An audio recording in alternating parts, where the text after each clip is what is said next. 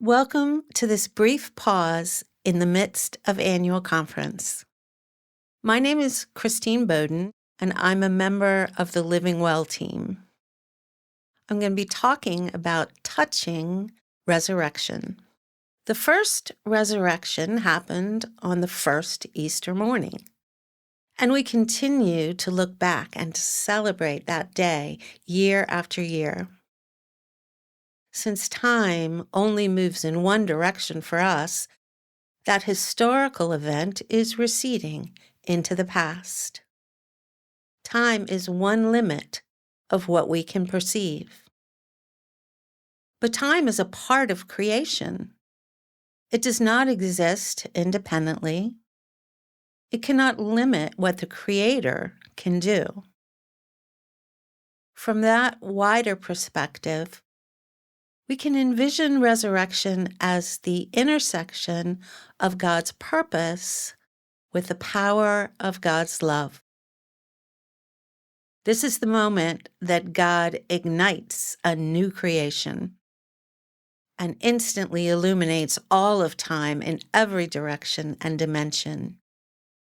The epicenter of this creation is Jesus Christ. In God's view, resurrection is always the present that we live now. Sometimes we seem to know that. It's an understanding that is difficult to capture in words, but we hint at it through the things that we do without thinking.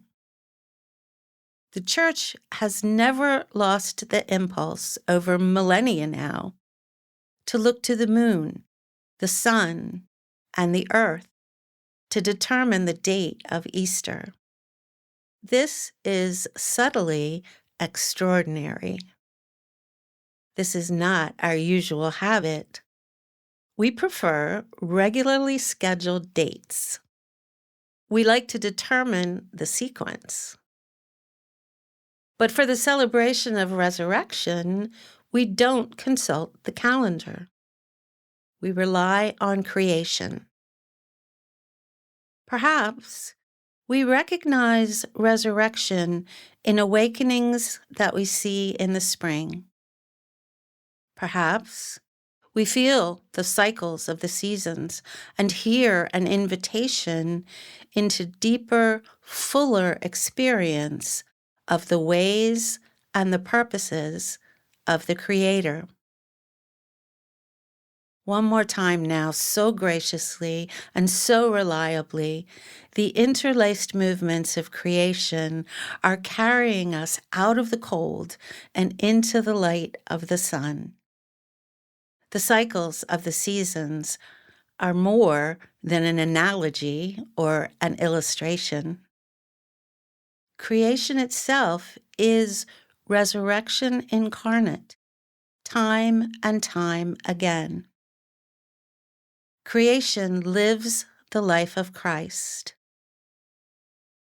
Walk in the wind and feel the breath of the Spirit. A gentle breeze or a more assertive push, hurrying us along. Creation is the real presence of God, interacting with us. Smell the flowers. Inspect the new blossoms.